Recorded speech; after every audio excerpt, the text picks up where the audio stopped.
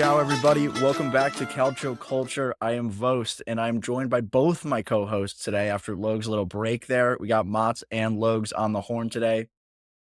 We're going to continue our club previews ahead of the 2024 Serie A season, and we're going to be discussing the Rossoneri AC Milan, followed by another Mercato moves update, and we're going to finish the episode off with the latest transfer news.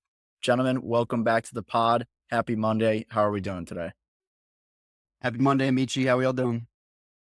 Ciao tutti. Ciao Paisan Army. We're doing well. Love Mondays. We attack Mondays. Paisan Army, you're going to get to love Mondays. Because of us. I hate Monday other than Calcio Culture, I have to say. But with that, we're getting straight into it. Quick shouts today. We had to really dig deep. It's been a quiet week since we last spoke last Wednesday. Not a whole bunch of new news, but we do have some great hit drops coming out of Italy. We saw some new ones from Roma, Napoli, AC Milan debuted both their kits against Man City in New York the other day. Juve bringing back the classic black and white stripes. No messing about. I'm loving them so far. It looks like Serie A's taking themselves more seriously, which I like to see. Can't really bring back something that you've never left. You've But they had always been black and white. the weird like zebra bullshit last year, and this was just Like, Oh solid yeah. lightning bolts. They had the fur Yeah. type. Yeah. It's just that was classic. ugly. That was bad. Yeah, classic So primal. stripes. Napoli's kits super nice. Clean. Parents are in Napoli right now. Might have to tell them to snag me a jersey because those are some nice jerseys. Get I'll Big pay Mas for it. you a jersey. Yeah, I'll pay for it. I owe you one. I'll Venmo them. They're gonna get like a Wait, market jersey, but Roma's also really nice jerseys as well. Love the stripes that they've added. And AC has great jerseys every year. AC never messes up a jersey, I don't think. We've had a couple of rough ones over the years, but this one's the combo this year definitely sweet. I know a lot of people don't fuck with collars. I kind of like our collar. Not gonna lie, looks nice. One team that I don't think have gotten a jersey right in a little bit is Inter. They got one side is striped, one side zigzags. Kind of makes me like dizzy when I look at it. I mean, that's the idea. They're trying to daze and confuse the other team. Yeah, like the Liverpool jersey, like what was it, 2 seasons ago? They had the white with like the hypnosis look. Doesn't work. It's just ugly. Yeah, it is ugly. I agree. But as you guys can see, there's not a ton of quick shots. And with the next one, Giorgio Chiellini finishing playing football. He's on Fox Sports. He's bringing out trophies at title games. What else is he doing? He's graduating, getting his MBA today. Shout out Giorgio, Italian legend, Juventus legend. Love to see this guy retiring and making more out of his life. I think we're going to see him all over the place all the time now. That's what he strikes me as. Yeah, I think he's rumored to actually come back to Juve. I know his brother's there. His brother's running the Primavera squad, like the underage kids.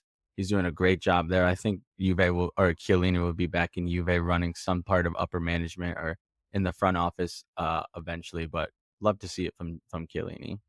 Yeah, it is good to see. And keeping it on the Juventus wagon here, Motts, we had some interesting news that a lot of people are going to like, I guess, and a lot of people are going to hate. What do you got for us here? I think a lot of people are not going to like this. Thiago Motta rudely, abruptly told Chiesa to his face he's not part of the project, and then in a press conference after told everybody in the press again, Chiesa's for sale. If you want him, come buy him. If you're Chiesa, you just like that makes you probably not even want to prove yourself to this coach. Thiago Motta, like this is one of the best players in Italy, one of the best Italian players, and also Giuntoli, like I get it, you guys want your own players, build your own squad, but you got to take what you have, what you're given as well. And Chiesa is not a bad player. I feel like that was poorly handled, but he let Chiesa know, like, you're probably not on the squad next or coming into this season. But Chiesa also doesn't really have suitors. Tough. Nobody really wants him. So it'll be interesting to see what happens. But Thiago laid down the law. Tough price tag for that guy. I don't know. That's the only reason why he's stuck. Some would call it the cool Bali conundrum. He's moving in on that. With this one, I think this probably didn't help. I probably made it so teams are going to want to spend less money because this clearly says in a year he's not going to re-sign, so we can just get him for free if we wait a year. It's not that important to us. And I'm sure he's going to have a long list of people. If he's on a free, there's going to be a long list of people that want him, even if he just takes a year to build up that leg that's probably still like not 100% where it was from the ACL injury. So I mean, this Who knows? Chiesa saga just needs to end, and he needs to play games really. Maybe he ends up playing under Mata and he ends up balling, and then Juve is like, "We'll sign you. We'll give you your raise that you're asking for." We'll see. But if somebody comes for 25, 30 mil, he's gone. Unfortunately, I will be sad if he leaves. At this point, I'll be happy. I was team, let's keep Chiesa on Juve, but how he's been treated as one of the best Italian players in the world, this is just the point of ridiculousness. And most clubs in the world would welcome Chiesa with open arms if they had a chance to get him. Send him back to Fiorentina. That'd be That's another thing though, is that so he should have went to Roma, because Roma plays an attacking style of football. De Rossi's kind of changing them around. He said no to them because he wants to play in the Champions League consistently. The suitors in the Prem that are going after him are like Tottenham, Chelsea, United, teams that don't always make the top four in Champions League. So it's really interesting. I get the Prem's a whole different beast, so he probably just wants to go to the Prem, get that wage increase, and so on and so forth. But it's interesting, this saga here. Yeah, it is. And they did play their first friendly game the other day. It didn't go great, Motts. And one of the guys we had highlighted on our Juve preview here, Dusan Vlahovic, Mr. Hot and Cold, missed a penalty. I know it's preseason, but this kind of thing, especially with penalties, it can kind of start to snowball. Like you missed a penalty. That was your chance to get off the mark for the year. Like, where is confidence at? I'm not Listen, gonna I'm not reading too much into this loss. Yeah, it was 3-0 to not a very strong competition there in the second league of the Bundesliga. However, it was a lot of the younger players playing. The one thing I will say I'll take from this is Dusan just straight up shouldn't take our PKs anymore. He's better at free kicks than PKs. He missed like 3 or 4 last year. I think he's less than 50% conversion rate. Just don't allow him to take the PKs anymore. But there were some glimpses of Mata ball. I liked what I saw in some areas. I'm not reading too much into it. It's going to take a little bit to learn his system. Just take Dusan off the PKs. I mean, I wouldn't even be too mad about this. I think losing early on in this little chemistry formula test run for them, I think it's gonna be good for them. I think it'll force Mata to really adapt and not just try to implement exactly what he did at Bologna, because again, it's not gonna be the same exact team. So I think, having a couple losses up front, waking them up, I think it'll be good for them. And flipping it over to a team that's been absolutely rolling in preseason, Inter Milan, they got another win. Taremi, another goal. We're getting to the point now. He's just banging them in. He I think he might be scored 2, starting. man. He's He could be hot. He's starting. hot. Depending on how everybody's performing in practice, which we don't fully know, right? But with how he's just been knocking them in, he might have a legitimate shout to start over Taram day one. No? What do you think, Lugs? I definitely think so. I mean, if Thuram has anything to do with the same form that he had in the Euros, I think Taremi for sure has a shout. The only problem is I don't think that Taremi accents Lautaro better than Thuram, so I think that that's going to be interesting to see. I really do think that Taremi's main purpose here is going to be 65-minute plus and on for him, but he's going to be the guy that's scoring between the 85th and the 90th minute consistently. Yeah, Taremi's been playing well. I mean, we do also remember like he's taking the PKs for them, and I think he scored 2 or 3 in preseason from PKs. So yes, it's great that he's converting his PKs, unlike Dusan, but take it with a grain of salt. What he does is he's Unlike kind of like Aguilar. huh? Okay. Anyways, what he does very well is like a hybrid Thuram Lautaro-esque player, meaning he can do a little bit of link up play, a little bit of finishing. So he'll be a great sub in addition for them. But a lot of his goals are PKs. So let's pump the brakes on him for right now. But he's looking good. Yeah, what I do like about it though is Lautaro had a really good season when he was playing with Edin Dzeko, and he's more Edin Dzeko than anybody they've had of recent.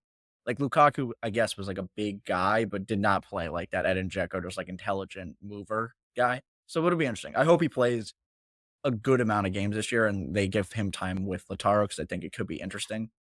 And then the other preseason game, AC Milan played Manchester City in England. They won 3-2. So AC Milan officially best team in the world as of things right now. Fair point. We'll take that. Also, great shout. Love to see it. Was not on my bingo card for 2024, but huge post. Christian Pulisic, Yunus Musa, Jackie Grealish, and the one and only Rihanna posed for a picture after. You love to see it. I don't know who she was there for specifically. I think she was an AC Milan fan, but she was definitely looking for that Jackie Grealish action. Yeah, AC Milan, they played well. Good start to the season on that friendly. But I did see that they were all at a bar, Logan, in New York. We should have like tried to stalk them and figure out what bar they were at, and then we could have just like said like follow Calcio Culture, just like the Paisan Army does, and rate us 5 stars. Yeah, Would have been the best perfect, promotion of all time. perfect segue here into kind of stalking, kind of just bothering people. CBS has renewed the rights to Serie, and we really need your help, guys. We have a really big idea. Paisan Army, we need you to get behind us here. Motts has been saying this. Motts, let the Paisan Army know what we're trying to get done here. Yeah, so CBS tends to the big Serie A games, they'll have the A team on for halftime, which is understandable, obviously, right? You want a good halftime report for the big games. But like the lower level games, even maybe like a Milan Genoa or a Milan Como or a Juve Empoli, they just won't have a halftime report. Me, Logs, Vos, we're down to do the halftime report. We got to get a following. We'll do it for cheap, CBS, to start. But Paisan Army, the only way we're going to be able to do that is with you guys. So please subscribe on YouTube, follow us on Instagram, TikTok, Twitter at Calcio Culture FC. Rate us 5 stars on Apple Music and Spotify. You guys, we're up to 71 on Spotify. Thank you so much. Continue to do that. We love you guys. You keep growing. The more you subscribe, the more you comment, the more you like, the more you rate, the more Calcio lovers will find us, and we can continue to grow. So thank you guys. The goal here is obviously to continue to grow and then become CBS's B team halftime team. So let's go. Not even a big ask. B team, halftime team, when there's literally not even A team halftime team. There's literally nobody. We'll do it for free. If anybody from CBS is listening, maybe Marco's scouting us, Marco Messina from the competition here. We're here, Marco. We'll step up to the plate. We don't want to take your spot. We'll just be the backups. Yeah, exactly. We're good to go. In Paisan Army, you guys are our last quick shout. We appreciate everything you're doing for us. Tell a friend, and then keep telling friends. We want to get bigger. We want you guys to get involved. Tell a friend to tell a friend. And with that, we're going to take a quick break, guys. And when we get back, we're going to get into breaking down AC Milan and what we can expect from them this season. And we're back from the break, guys, to discuss the Rossoneri, who in tragic fashion last year lost to Inter Milan in the Scudetto clinching game. It's been a busy couple of months for AC Milan. A lot of new changes. Stefano Pioli out. Paulo Fonseca in.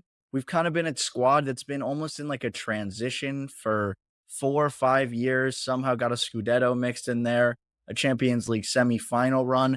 There was a takeover of the ownership group, and things are starting to look up for the club here. It seems like they're building a deeper squad, becoming a bigger force in Europe, becoming a bigger global presence, kind of like Juventus did many years ago, and being able to appeal to a lot of different people. For me, AC Milan was my first love in Italy and what really got me into the league. So I'm very excited about what we're going to see this season. For people that didn't watch them over the last couple of years, Stefano Pioli was a stout 4-2-3-1 coach who wasn't overly tactical in his movement and kind of just threw out the same squad. And he had relative success, Champions League appearances, again, winning a Scudetto. But the club ultimately came to the decision that they needed a different guy to take the next level. And that's what they see in Paulo Fonseca, Logan. 100%. I mean, you're putting it lightly that Pioli didn't have any tactics. He was horrible to watch. You kind of go back to the Allegri ball. I think Allegri had more tactics than Pioli, though. Dude, you guys lined up with the 4-2-3-1, but Theo never was playing defense. Allegri couldn't even do that. Allegri can't even get a left back. That wasn't a tactic. That wasn't a tactic. That's just Theo just being Theo. That's a tactic. I don't think you line up on paper as a 4-back and then you play as a 3-back. Allegri couldn't do that. I mean, in any case, it was really tough to watch. The only time that it was ever fun was when Leao was hot, when Theo was hot. It was all individual performances. I love what we're doing here. We're finally coming out of the dark days of the 2010s. You know, we've had a couple of bad transfer targets over the years. We had a couple of really bad misses in the transfer market. I think we're finally becoming a destination where players want to come, they want to grow. They want to be a part of what we're building here. Really great that we had a like-minded private equity come in and buy us. I think that that's been it was a difficult transition at the beginning, but now you're seeing, old players, Latans now in the back office with us. So I think there's a lot more synergy going on between the front office and the pitch, which is really great to see. And again, a fresh face at the manager position is exactly what we needed. Thank you, Pioli, for the Scudetto win, but it was definitely certainly time to move on. I think it was time to move on, but being that you guys watched him every week, I think you guys are hating on him a little too much. Like, he did take Loftus-Cheek to a 10-goal guy, realized Pulisic maybe should be on a flank rather than in the middle, had Pulisic a 10 and 10 guy. Like, he got a lot out of these players. So I think Pioli did well for what he was given, and it was just his time to move on, which is good. But I think that it wasn't a bad spell for Pioli by any means. I mean, the integration of the new players this season was definitely the best since Pioli's been involved. But I have to think that that's a lot of that's due to the talent level. I mean, we definitely just got more like definitely solidly better players rather than, we brought in CDK the season before and he didn't really know what to do with him. And obviously, like before, our star players were already bona fide star players. We had Theo, we had Leao, we had Tonali, Benacer was healthy. Tomori had one great season, then all of a sudden fell off. So like, what happened there? So again, I don't. Shouts to Pioli. We'll give him a couple of flowers, not too many. One Scudetto win we'll take, but I'm happy to see Fonseca in place. Yeah, to wrap on Pioli here, what I will say is, and this is a big change from to Fonseca, is Pioli was more of a man manager. In the Scudetto winning season, every player loved playing for Pioli, and that's really what drove everybody to that next level. It wasn't that he was overly tactical and being able to create overloads in areas or have a distinct style of play that won you games. It was more so everybody got on the same page. It was high energy when it needed to be. It was slow when it needed to be. And the other thing that he did do well, and I will credit him on this, is he did bring a lot of players through that are now household names that we think of, like Tonali, guys like that. He built them up and gave them the opportunity to even do that. Rafael Leao is another great example of that. Even Theo Hernandez. Theo Hernandez was nothing before Pioli turned him into a literal goal scoring threat. And he also was the head coach in a Scudetto winning season where we conceded 9 goals or 12 goals, whatever it was, which is a ridiculous record. But flipping things to Fonseca and why this was ultimately the decision is we're getting a more modern coach. It's not going to be about man management necessarily in terms of rallying guys around the idea of playing for the club. It's going to be more, we have strict ways we want to play. We know we're going to define that. We're going to recruit around that. And that we're not even going to necessarily play our best players. We're going to play the people that fit this style the best, which is a very big difference from Pioli. Pioli was best players, go do your thing every time. Fonseca is not that. He's a 4-2-3-1, maybe a 4-3-3 kind of guy. There's still a lot out there, and we haven't seen, obviously, any league matches under him. But the expectation is a 4-2-3-1 or a 4-3-3. In the midfield, we're expecting either a double pivot or maybe a flat 3, which is a big subject now because of the midfielders that are on AC Milan. But within this system, whatever it ends up being, you can expect a ball-dominant AC Milan team, a team that is more than happy to play in transition, move the ball from back to front very quickly. And then once we're in the final third, if we lose the ball, pressing high to win it back. This is very different from Pioli. Pioli did not have this set. This is what we're going to do every time we lose the ball. We're going to press. We're going to counter press. So this is exciting. And it should be good. My only hesitancy here is Fonseca has never had a insane season with the team. At Roma, he finished in 5th and 7th. With Lille, he finished in 4th and 5th.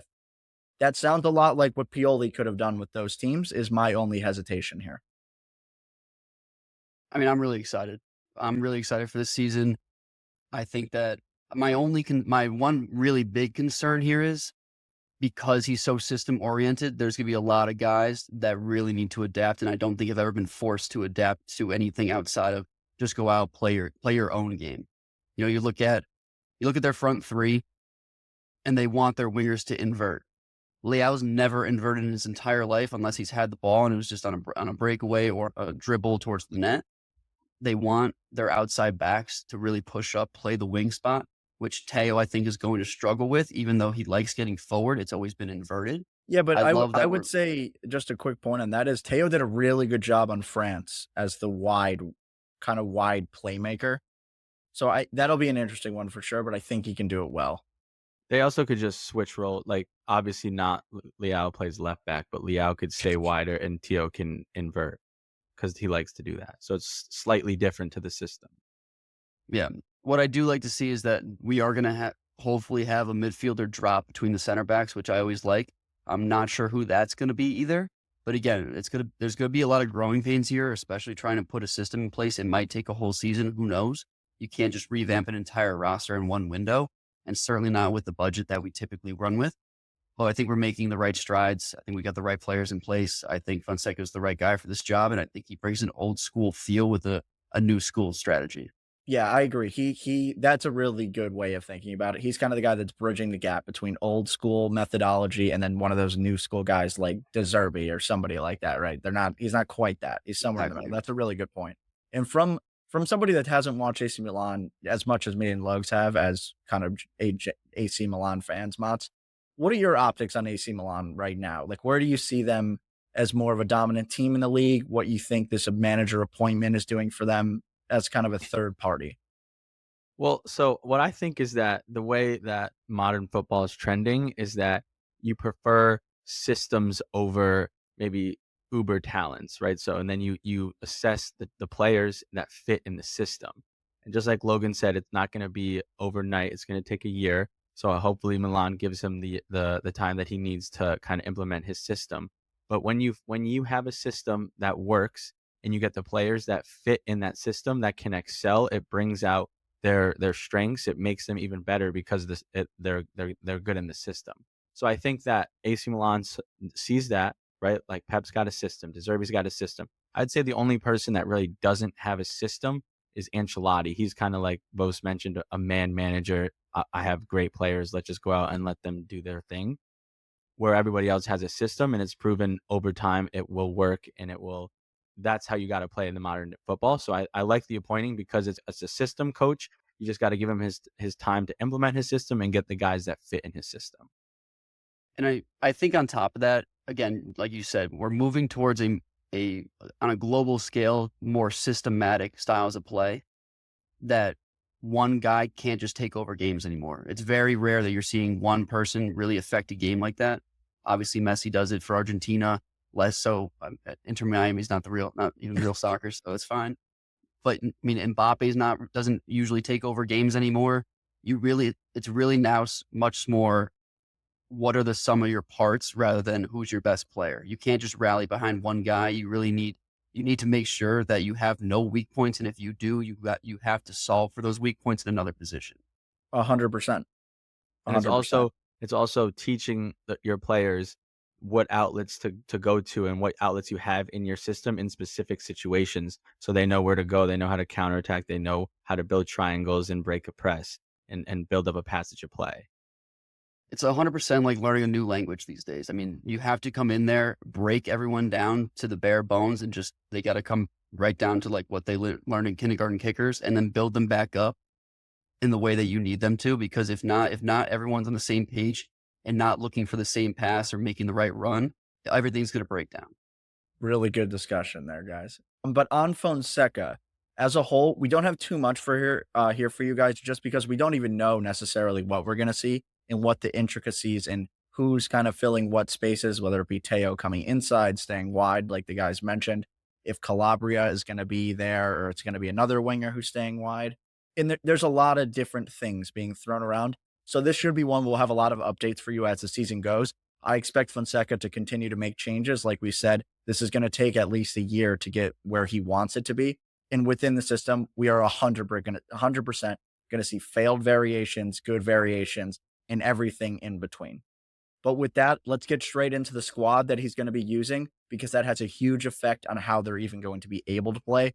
Starting from the back, we have one of the best goalkeepers in the world, Euro Yes, sir. 2024 team of the tournament, and that's Mike Maignan.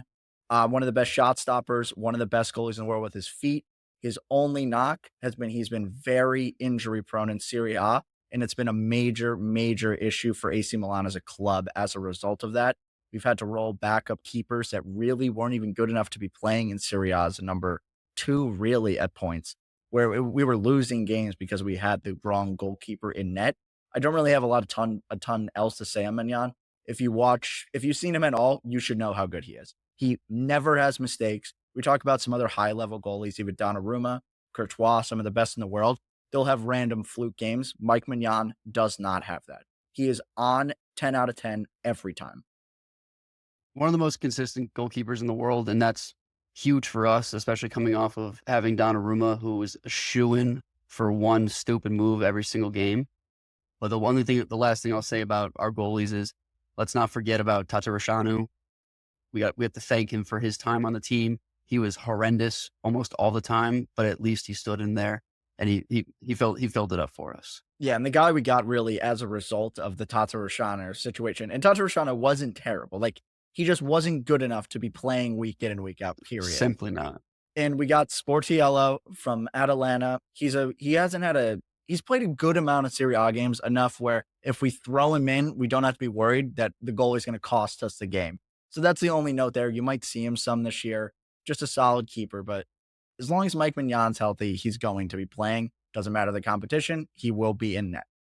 Yeah, what I just like to add is Maignan is one of, if not the quickest reflexes I've ever seen. He can stop shots from inside the 6. Like, he's got such a quick reflex to him. And then like you said, when you would sub out, when he would be injured and have a different player, Maignan would win you games. These goalies would lose you games. So it was such a big change of pace when Maignan wasn't in. Yeah.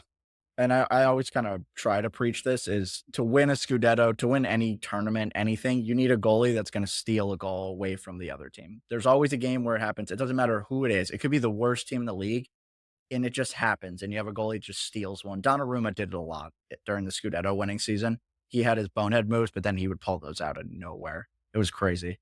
But that's Mike Maignan. On the reflexes, I love that little inflection point there. But moving it on, going right in front of Mikey Maignan, our center back group, again, we're expecting a back four. So we 2 center backs. This is an area of the team that was probably our strongest place during the Scudetto winning season only a couple years ago. And since then, it has turned into one of our weakest points. I'm taking you guys through the couple center backs we have here.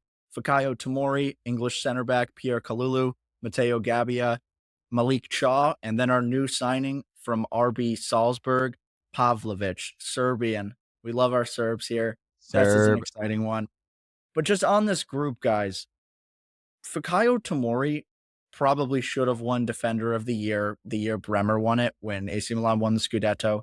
He was the starting center back in almost every single game, and we conceded the least amount of goals in the league.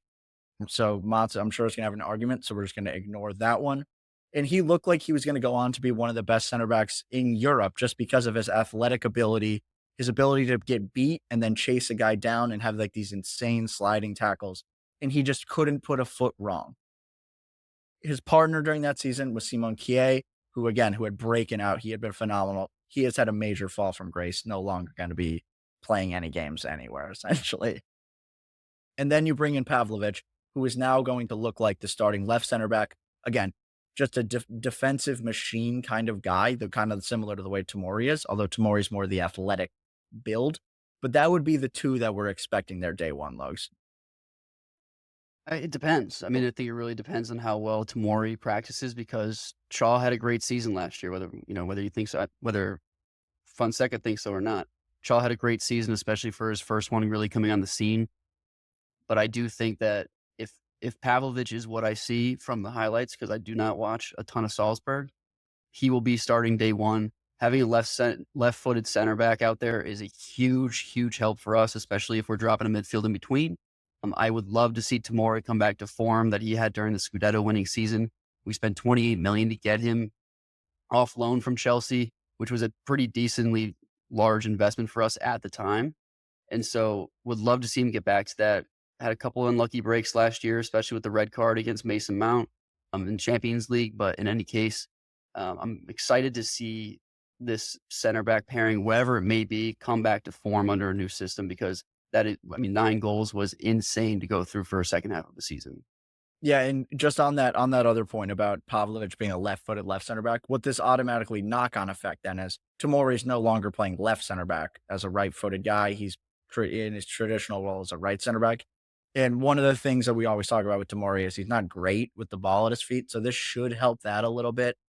Although neither of these guys are really the ball carrying kind of guys. Somebody else that's kind of come through the team was a really big factor was Pierre Kalulu. He had some injury issues when he was playing right back and playing right center back and kind of just got phased out of the squad. When he was playing a lot, I was a huge fan of this guy. He added a lot of athletic ability and a little bit more offense from the back that we didn't really see through anybody else. And under Pioli, he just never got back into the team. Under Fonseca, this is a chance to do that. I don't know if it's going to happen. I haven't read a whole lot about it, but I would hope that this guy gets another look at some point, whether it be the Tomori backup or the Pavlovic backup, right back, second option, maybe even first option, depending on what happens here. So another one to just look out for if he does play, guys. He's a really good player. He might not get a lot of time, but he's a really good player. Solid player, young player, still has a lot of juice in him. Obviously had some injury problems, but when you look at the film of him playing both at the right center back and as an outside back, I mean, he definitely had some promising skill sets there. And one thing I will say is, not necessarily for AC, but when you watch his highlights when he played for the younger France teams, he would actually get pretty far up as a right back and play some beautiful crosses in.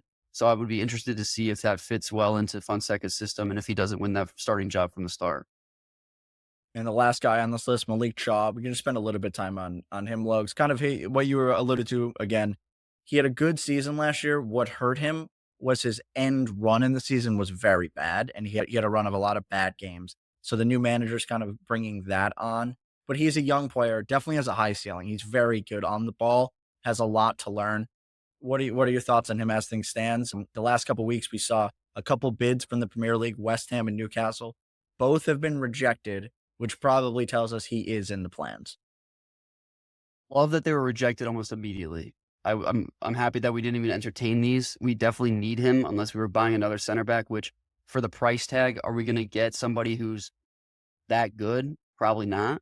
I mean, 30 mil, if that's what it ended up being, would have been nice. But I think that the prospect of him coming in is too much to give up right now. He's a big bodied center back, not amazing on the ball, but confident when on it.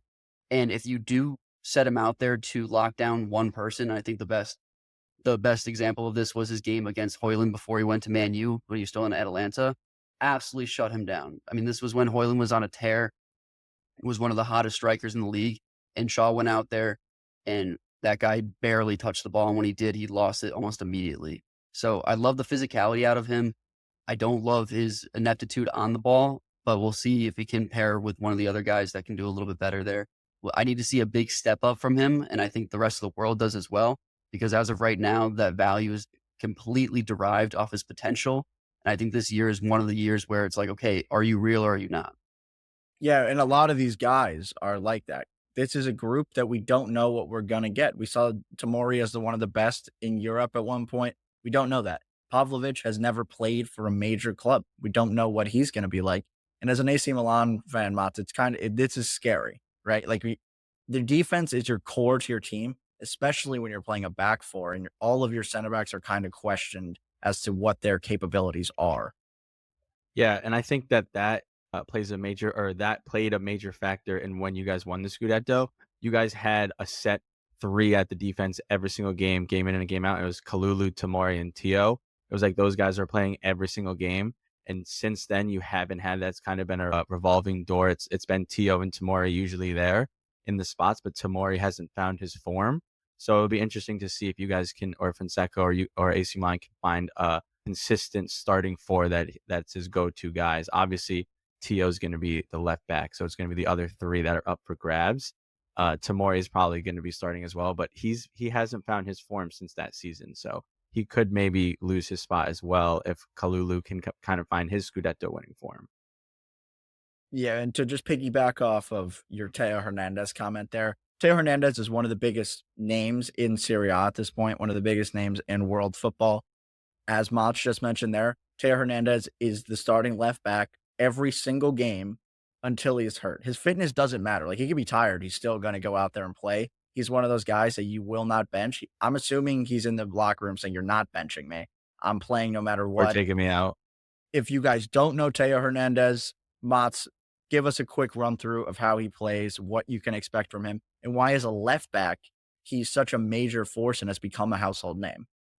Yeah, I mentioned it a little bit earlier. You can just expect him to be attacking 24/7, but when needed to defend, he is a great defender. He's going to get the ball on the left-hand side, play 1-2s with Leao. They have great chemistry. He's also always looking to drive it forward, gets in the box, is great with crossing it on the ground. So when Tio is on the field, just know that he's most likely not going to be in the left back position. He's more likely going to be left wing and inverting or staying out wide and crossing the ball in and just looking to attack and looking to get the ball in dangerous areas. My take on Teo is it's just crazy how differently he plays for AC than he does play for France. I don't know if it's a coaching thing or if it's a player style, but the fact that he can do both and turn it on, turn it off whenever he wants is pretty phenomenal for us.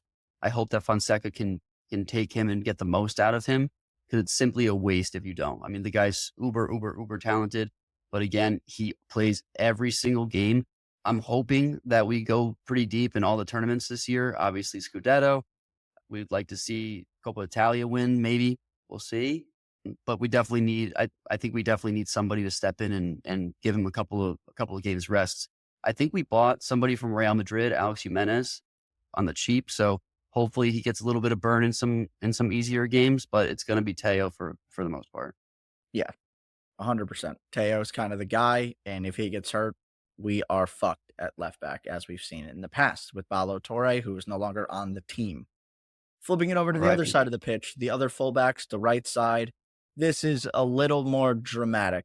The group here is Davide Calabria, who was the captain / maybe is the captain. I am unsure at this point. Florenzi, who is an old man at this point. I saw him on crutches today, so I don't know his status. And Filippo Terraciano, who I'm hearing they are very hot on. This was a January signing from Hellas Verona. He was linked to Fiorentina and Juventus at the time. AC Milan managed to get his signature, did not play a whole bunch last year. When he did, he was bad. But everything I'm seeing in training is that he's been very impressive and has a shout maybe to get into this team. This is clearly a position that Fonseca has identified as needing a change. Anybody that has watched AC Milan for more than 2 years knows that as well. Davide Calabria cannot be the starter forever. Dire straits at right back. I'm so outspoken about this. I'm so sick and tired of watching Calabria play. He's a shoo-in for taking a 40-yard screamer 30 yards outside the net. I'm sick of it. He cannot play in the system. I don't think he has the legs. I don't think he has the capabilities. He's done well. He's given us a great couple of years. He's shut down Cavaradona every time we played him, but I cannot go another season watching number 2 walk out there on the right side and just giving us a bum performance. So I'm excited to see. There's a couple of names that we've been linked to. Emerson Royale, not my favorite, but certainly fits the system that Fonseca wants to employ. Super attacking outside back, almost more so a wing back than a traditional right back, but certainly can play both. I don't know if this name is still linked, but if it happens, I'm immediately buying the kit, and it will be a split-second decision. If Matty Cash is bought by AC Milan, I will be the happiest man on the planet. That guy balls out for Aston Villa. He's an unbelievably talented offensive right back. A little bit soft on the defensive skill set, but it would make my day if we ever got him on the team. Yeah, and on Davide Calabria, when Logs talks about he had a couple of good seasons and all that, Calabria is a guy that doesn't do a whole lot good, but he doesn't do a whole lot bad. So if you watch him one game, you're okay, he was just the right back. If you watch him for 3 years, you get 3 years of a guy that just stands there and once in a while kicks the ball forward. And as a team that's making the next leap, he's been a guy that's been fine for the previous years.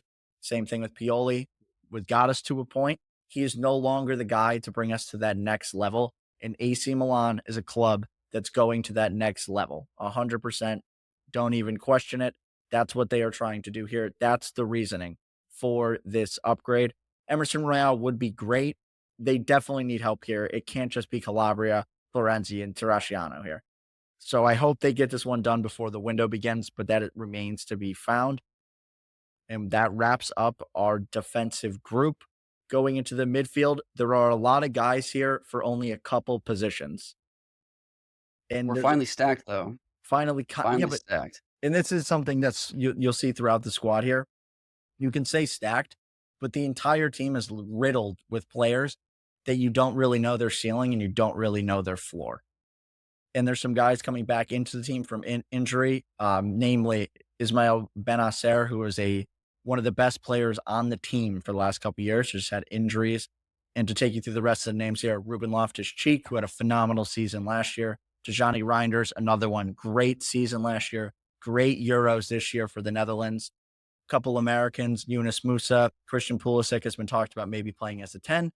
French guys, Yassine Adli, Yusuf Fofana, and to round it out, the one Italian guy, Tommaso Pobega.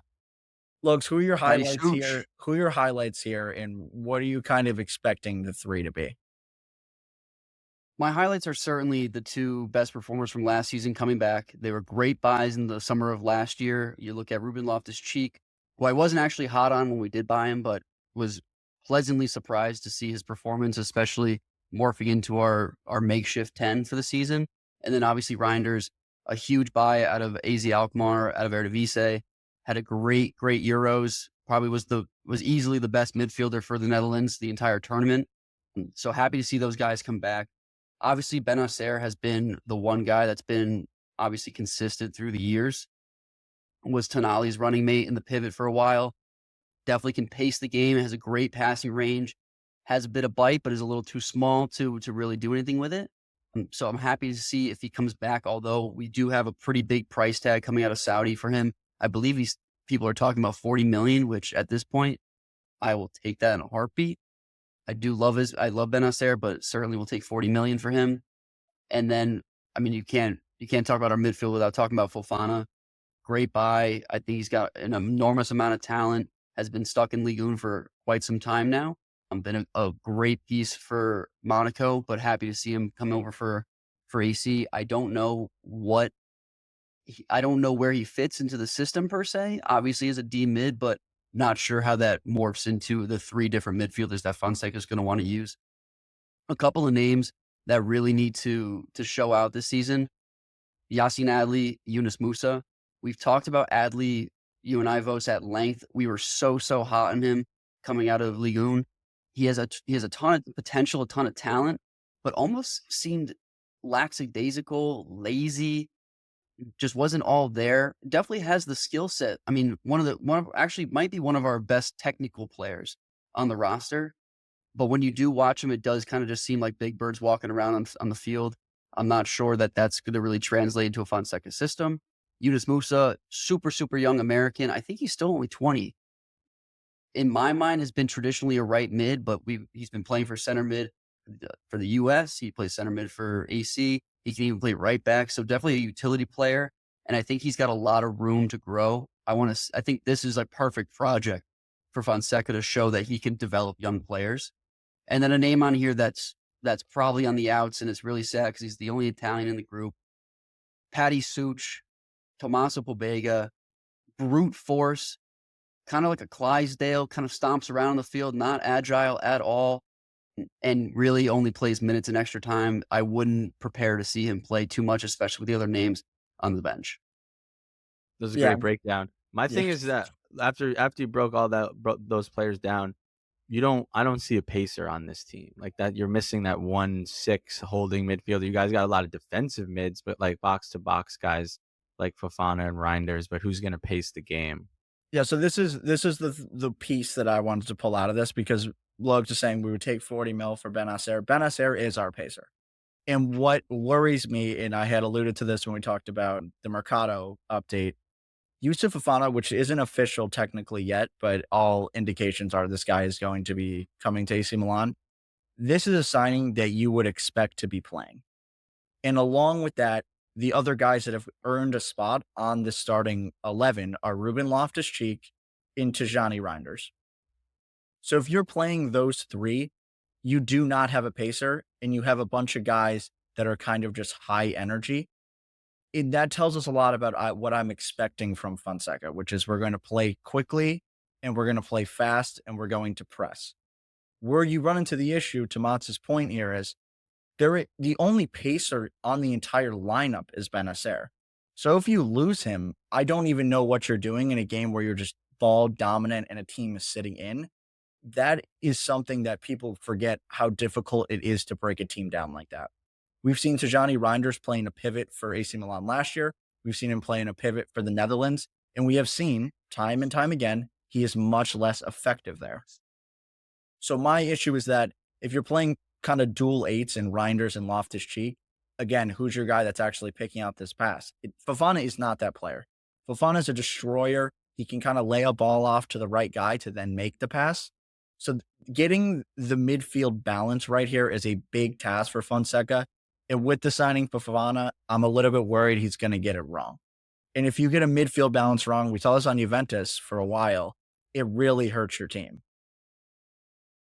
100%. I think Adley can play that position. I think he's got it in him. It's obviously we haven't yet to see it, but I would venture to say that he could do it. Obviously, I do agree. Benacer is the only guy that has done it and has proven to do it. He did it for years with Tonali. He's done it. He did it last year when he wasn't hurt. And you're right. Reinders, it's not his forte, but he can do it.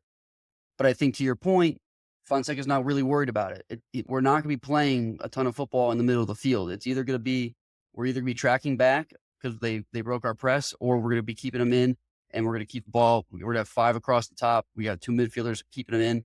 So I don't think that we're going to need a pacer per se. If it comes in handy, sure, but I just don't know if it's going to if that's the way we're going to play, especially how much money we're spending on Fofana to force him in the lineup too.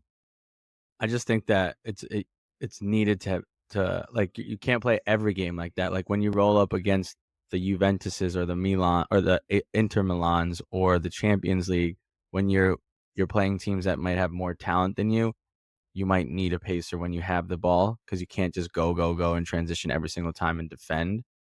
So it could come back to bite them in the ass. But I mean, without like your box to box players are phenomenal. Like the list you guys have these players are very, very good players that are going to be running up and down the field, working, winning the ball back, high press, like he wants to implement. So I just think that that's the one spot that you guys can improve on. And I'd also like to see what Ruben Loftus-Cheek does this season because he had a great year last year.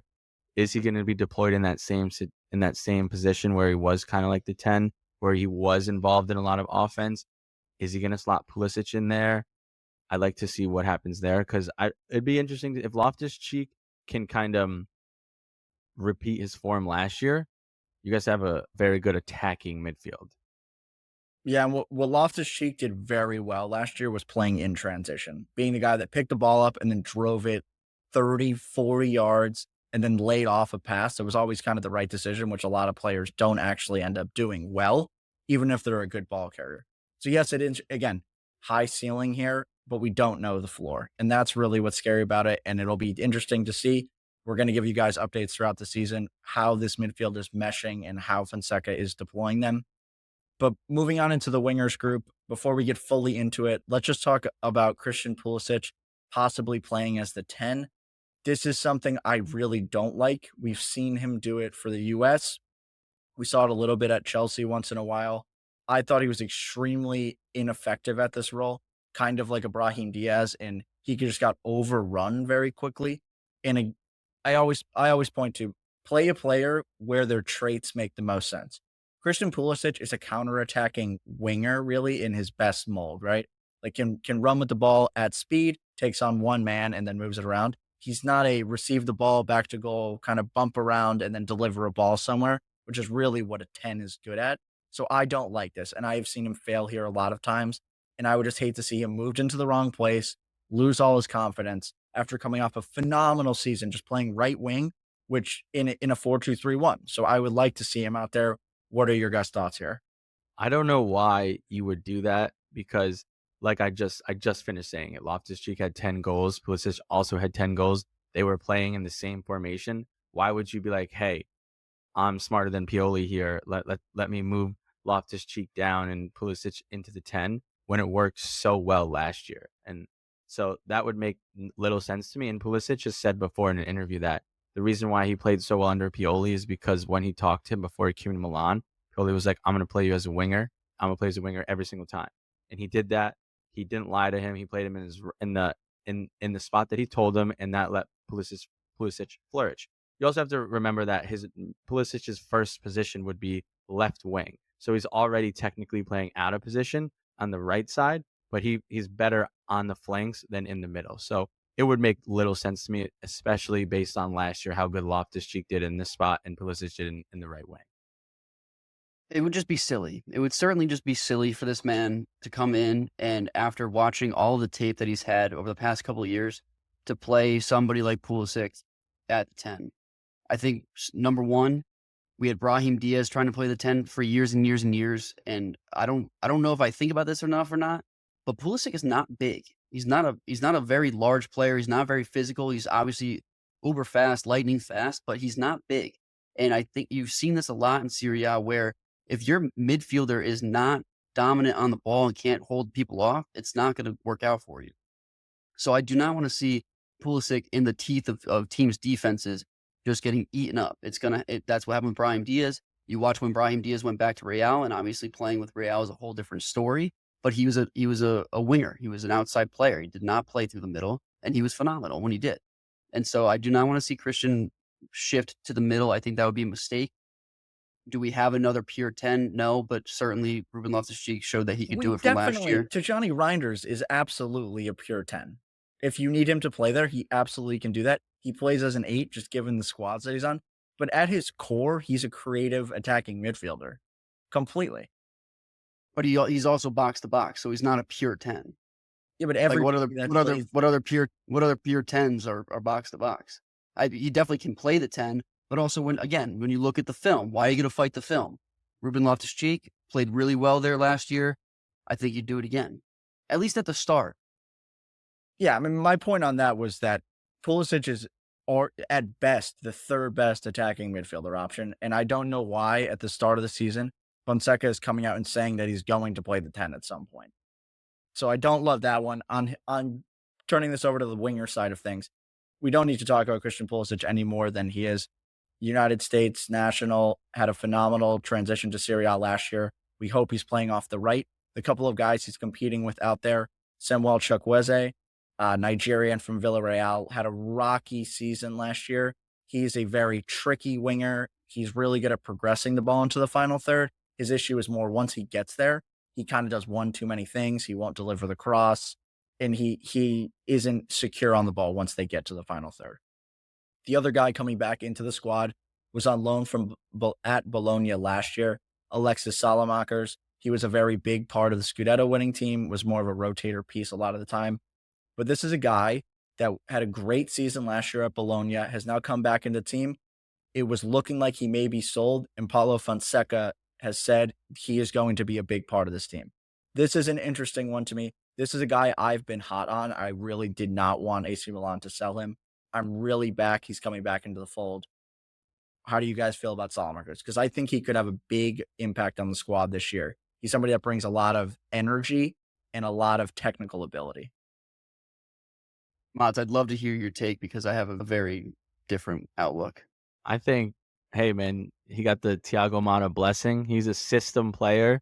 He plays well in systems once he learns them. So if Francesca can just teach him the system, he can excel. He's in form, and he's got that Thiago Motta blessing. So I think it, as a rotational piece, great piece to have. I think Pulisic is going to have a lot of competition in that right wing spot with Salamakers and even Chukwueze, because I've seen on the AC Milan Twitter that Fonseca is really working with him, and people at AC Milan Twitter is saying that this is his breakout year.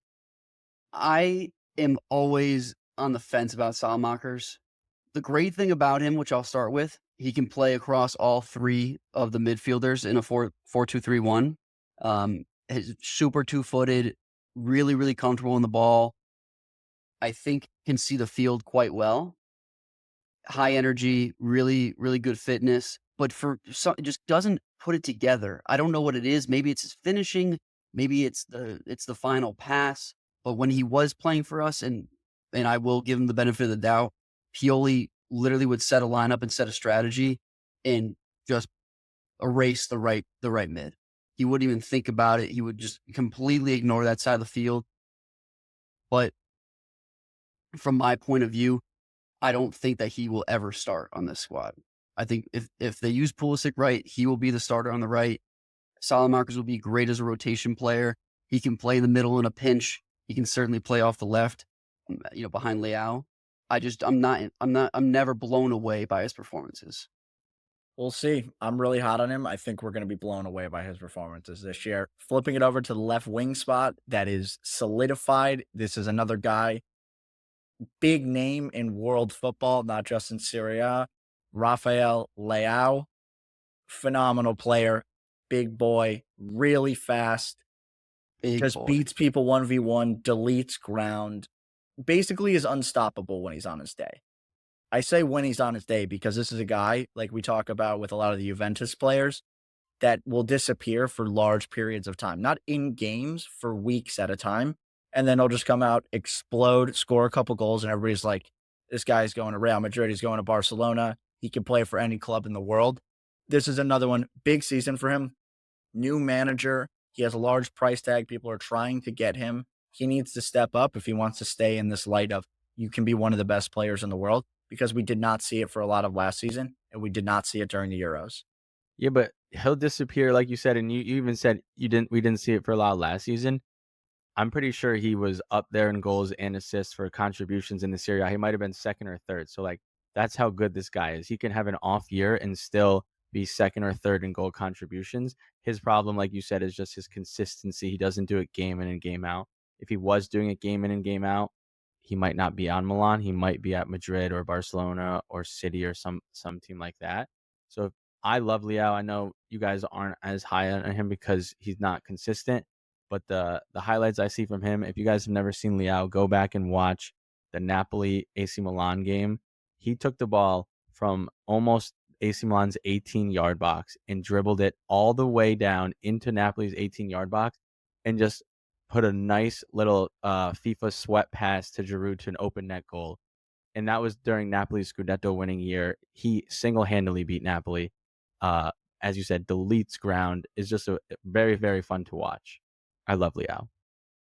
Again, super inconsistent, but when he on his day, one of the best footballers in the world. Can tend to be a one-trick pony with the inside cut when he gets into the box, but when you put him 1v1 on any outside back in Serie A, he will take one touch past them and delete ground. That was the best way to put it, Bose. Deletes ground. It doesn't even look like he's sprinting, but he just gets so far past each defender within a millisecond. His strides are so long. His strides are unreal. Again, the best thing I've seen out of him in terms of his advancement as a player has certainly been his decision making. I think when you look at it even almost 2 years ago, when he hit that final third, he had no idea what to do with the ball. He'd get there with ease and then not really know what to do with it. I think he's finally come into a little bit more of a playmaker style where he actually can make that final pass. It still needs a little bit of work. But if we're going to be good this season, we certainly need Leao to be on his game. Yeah, he's a major player for AC Milan, one of the best players in Serie A, if arguably the best, some would say. But the big hole, one of the guys that they were playing with, who was a massive piece to this team, Olivier Giroud, has departed, has gone to LAFC. Legend, all-time leading France goal scorer. This was a big hole that needed to be replaced. And they think they found the right player in Alvaro Morata as the replacement. Just won the Euros for Spain. Very good player, experienced player. What are you doing, Logs? He's got his Giroud jersey that he's going to put up. If you guys are watching it, Logan's breaking out his Giroud jersey. For all you YouTube watchers. Giroud. We're going to miss him. We're certainly going to miss him. Yeah, and also Leao, he played very well off Leao and helped Leao. So it'll be interesting to see. I think Alvaro Morata, who you guys replaced him with, helped Nico Williams and Lamine Yamal play off him very well in the Euros, so I'd like to see what happens. But Giroud was a big part in Leao's success, so it'll be interesting to see.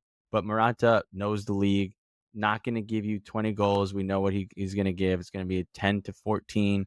Also give you maybe 6 to 9 assists. Give you 65, 70 minutes every game. Likes Italy. Will be at home here.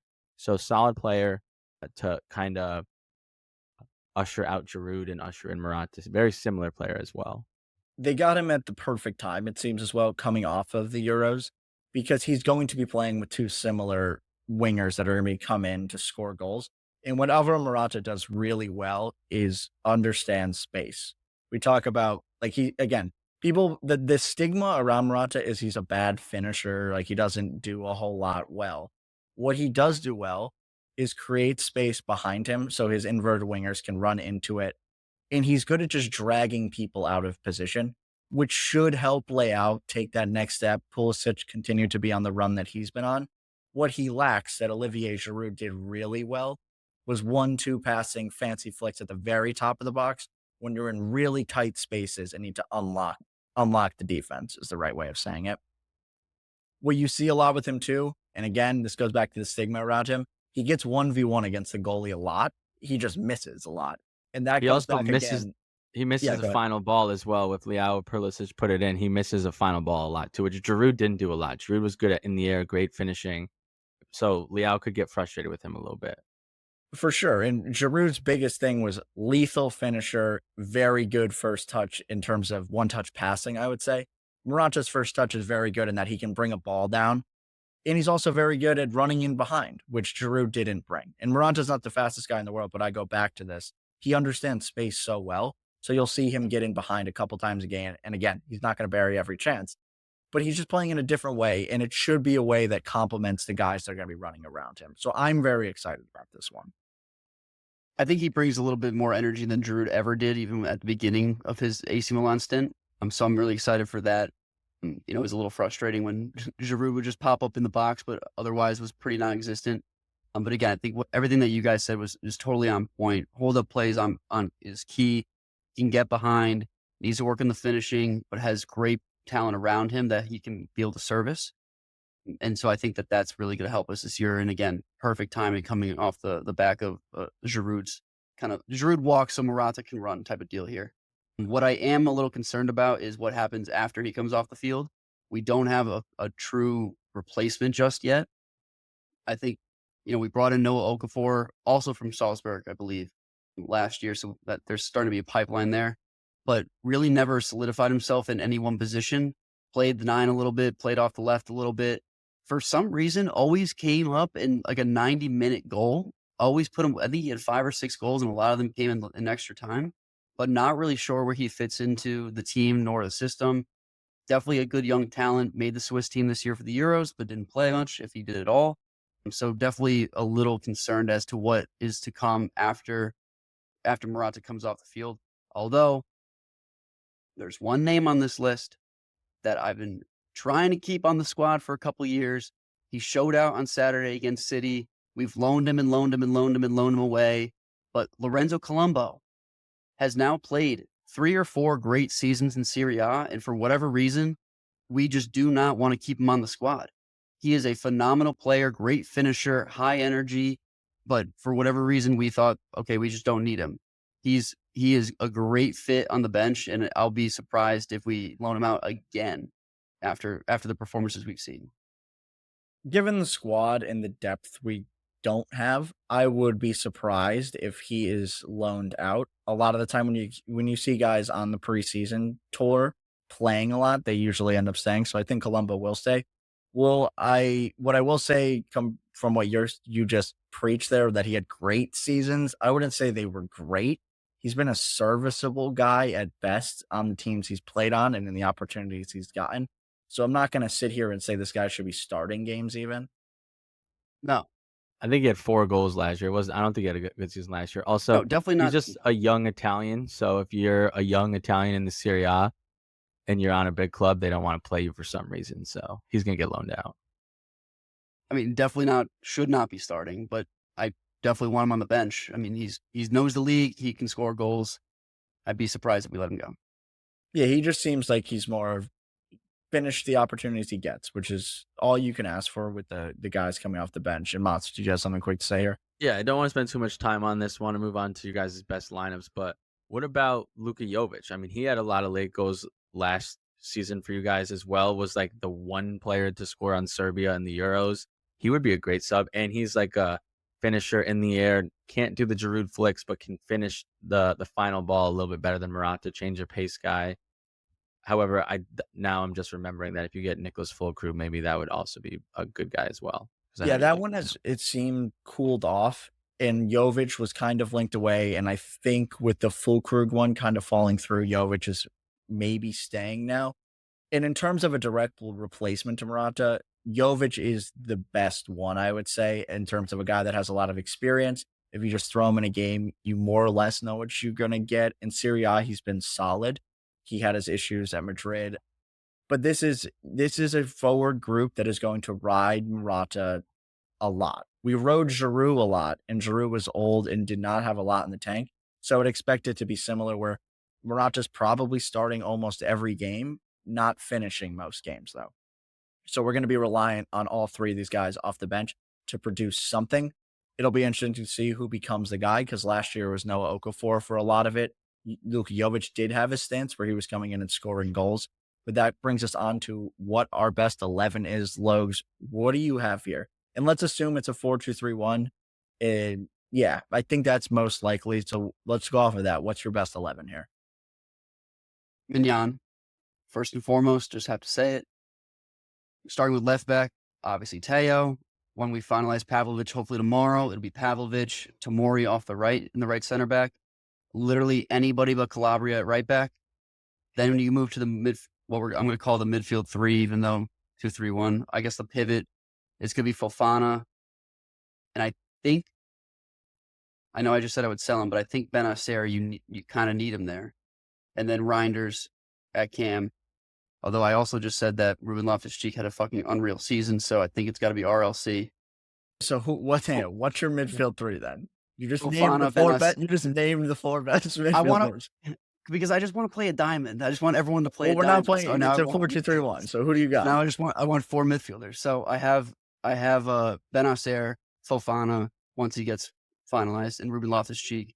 Reinders coming off the bench hurts, but you have to do it. Pulisic off the right, Lay off the left, Morata up top.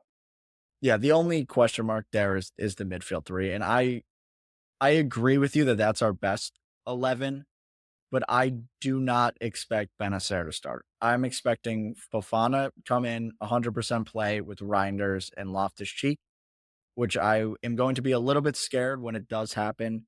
But this is a pretty solid squad, and they're playing in Serie A, the Coppa Italia, and the Champions League this year. What would you define as a successful season for this team? Motts, especially as somebody who's looking at this new coach. They're kind of building off of a good year last year. What do you have for us? For me, for AC Milan, new coach, I think successful season is top 4, make it out of the group stage of not the group stage, the league table of the Champions League, try to get to the quarterfinal. And then I think that every single heavyweight team, those being Juventus, Milan, and Inter, their goal every season needs to be to win the Coppa Italia because it's a winnable trophy. So for them, win the Coppa Italia, get a trophy in the first season, top 4 in the Serie A, and then go somewhat far in the Champions League, get to the knockout stages. I know we're building out a team to play 3 competitions. I don't think we're there just yet. So I'm afraid to say we should be going for all 3 tournaments. Definitely get out of the group stage the table now, the group stage for Champions League, certainly. Oh my God, top 4 in Serie A. And then I don't care what happens in Coppa Italia. If we get to the semifinals, great. If we don't, that's not my focus this year. I'd rather just make sure that we solidify the team this year, solidify a system, regroup for next year if we don't win a trophy. And if we do, that's just the cherry on top. I completely disagree with you. I think Motts is right. Is the difference between an AC Milan fan and a Juventus DNA right there. Trophies matter at the end of the day. Well, here we go. This is what I have to say. You're completely wrong, I think, because Pioli got far in all 3 competitions. So if you're sacking Pioli and bringing a higher caliber manager, your expectation is to then go on to the next level. And when Fonseca took this job, it was year one. You have to go far in every competition because why wouldn't we just keep Pioli then? He got I us mean, we second place. He got us to the semifinal of the Champions League. He got us to the latter stages of the Coppa Italia. So I'm pretty confident that the management staff said, "We're gonna hire you, but you have to go far in every competition or you're gonna be done at the end of the season." He's gonna have a short I leash. I hope not. I'm usually pro managers getting their time, but that's ordinarily the case when there's a very elaborate system or a specific identity of play. And I don't see that with Fonseca being a guy that you need 2, 3, 4 years to build a foundation and build and then create upon that. Fonseca hasn't proven anybody to anybody as far as I'm concerned. And he is going to have 1 year to prove that he's the guy, and that is going to be getting far in every competition because they're going to point to it and say, "You have a stronger squad than Pioli. How couldn't you do this?" Yeah, I mean, good luck. Good luck. I really do think that he's going to have more than 1 year. Pioli, I think, got us to what? The quarterfinals of Copa last year. We didn't make it out of the group stage for Champions League, and we settled into what, second or third in Serie A. Okay, but then take another season. He won a Scudetto, and then I don't know if it was in the same season or a different one. Got you guys to the semifinals of the Champions League final as well. So I mean, you guys, and the bones and the structure of the team, like the backbone of the team, is pretty much the same. Last year is a different year when you know you're gonna be leaving. This is your last year. Things can go wrong. Things don't go your way. But yeah, I just like to say that's the difference between AC Milan fans and Juventus fans, boys. And with that, guys, we're going to take a quick break. When we get back, we're going to give you another Mercato moves update to wrap it up. And we're back, guys, for the Mercato update here. Coming near the end of the window, we got about a month left. Teams trying to get their business done. Juventus really in the news here. Motts, what do you got? Sold Sule to Roma, 26 mil, 2 mil in bonuses that are easy to reach, 2 mil in bonuses that aren't that easy to reach. So the total could be up to 30 with a 10% sell-on fee. Kind of underselling, I think, here for Juventus. They had to accept Roma's bid because Sule didn't want to go to the Prem. They were getting bigger offers from the Prem, but he rejected it. Great buy by Roma. Sule in a year or 2 years from now could be worth 60, 60 mil. I think he's going to be great on Roma. Great buy. Yeah. Also, Dean Huijsen was sold as well. 18 mil to the Prem. Once again, thought that they could have got a little bit more. Kind of didn't really have concrete interest from everybody. Everyone was somewhat interested in him, but didn't want to come to the table with a real offer. Juventus wanted about 25 to 30, ended up getting 18 mil after bonuses, 15 up front. He's a raw guy. He might be really good. Mourinho thinks he's going to be an amazing player. He also might be really bad. Time will tell. But Juventus had to sacrifice these two players because they were the only real guys getting interest, and now they're going to go try to get Coop and Todibo. So we'll see how that goes. That was my only comment here. Is they're just trying to push guys out to get Coop and then Todibo across the line, which is this really is. It's a little bit sad to see them go because they're gonna have good careers. Is more or less the consensus. But to get in the guys you want, you got to do what you got to do at the end of the day, right? Like Sule especially. If you identify players that you need in your system, it doesn't matter how much they cost. It doesn't matter who you need to kill to get there. You got to go get them. That's what top teams really do. But continuing on Roma, they signed a guy from La Liga that Daniel De Rossi was very hot on. Yeah, this guy was the leading scorer in La Liga, was linked to Atletico Madrid. De Rossi ended up convincing him to come to the Roma project, which seems like he's been able to convince a lot of people like Sule, convince Sule as well. Roma's on a spending spree. They're giving De Rossi the players to kind of go and try to finish top four. We'll get into that more when we do a Roma deep dive, but Roma are looking pretty promising for this coming Scudetto. Yeah, I think that's going to be on Wednesday to give you guys a little sneak preview there. But we had a little move from the Premier League that I think it kind of went under the radar. It was a weird one. I'm not sure how he's going to do, but it is interesting at the worst, Logs. Shea Adams to Torino, coming off a couple of years at Southampton, was kind of a golden boy candidate for a little while, obviously being English and working English, or is he Welsh? He's Scottish. one of the four. Coming through the system, though, was promising. Obviously didn't pan out, played for a bunch of really bad teams in the Prem. So I'm interested to see what he does going to a Torino team who has historically had a bunch of good nines. Yeah, he'll be a nice one to track. He could fail miserably, or he could be solid. I don't see him blowing the doors off of anything, but I think it's a solid Certainly signing. not. Another interesting one, Keylor Navas, Costa Rican legend, maybe legend of the game at this point. Signed for Monza, the replacement to Di Gregorio. That's a good one. Got great goalie. It'll make Monza a little bit interesting. Kind of having like a legend of the game in net doesn't really make them much better, I would say. Just a solid shot stopper who's been around the block. And as for our weekly update for Napoli, the Osimhen saga continues. The Lukaku deal is not quite done. And the latest update as of today was that there is now a swap deal on the table. Osimhen to Chelsea, Lukaku to Napoli. I would really not like that because I think that's kind of like a bad situation for Osimhen to go into. But again, we're now trending towards he's leaving. I don't know what's going to happen. I'm ready for this to be Well, it's done. first Them to have a striker and Osimhen to be wherever he's going to be. not a straight up swap. Chelsea would have to pay additional fee for Osimhen as well. Osimhen is going to leave. He's not on the team in the friendlies. He keeps saying, I want to leave. We're working on a way out. This also just reminded me, we forgot about it in the quick shouts. Napoli had their friendly 1-3-0. Cavada scored a great goal.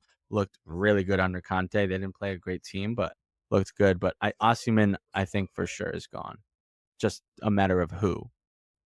Yeah, I just hope he goes into a good situation. But with that one, guys, we are done. We're going to be back here. We're going to give you another episode on Friday. We're talking about AS Roma, a club that I absolutely love. I'm excited about that one. It should be an interesting season for them. Serie A, we're continuing to tick down here. We got under a month at this point, just a couple of weeks ahead of us. But thank you guys for tuning in. Logs, what do you got for the Paisan Army?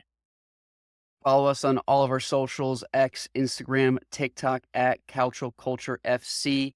And you can stream us on your favorite streaming websites, Spotify and Apple Music. Motts, take it away. Paisan Army, don't be a gagoots, and Forza Calcio Culture.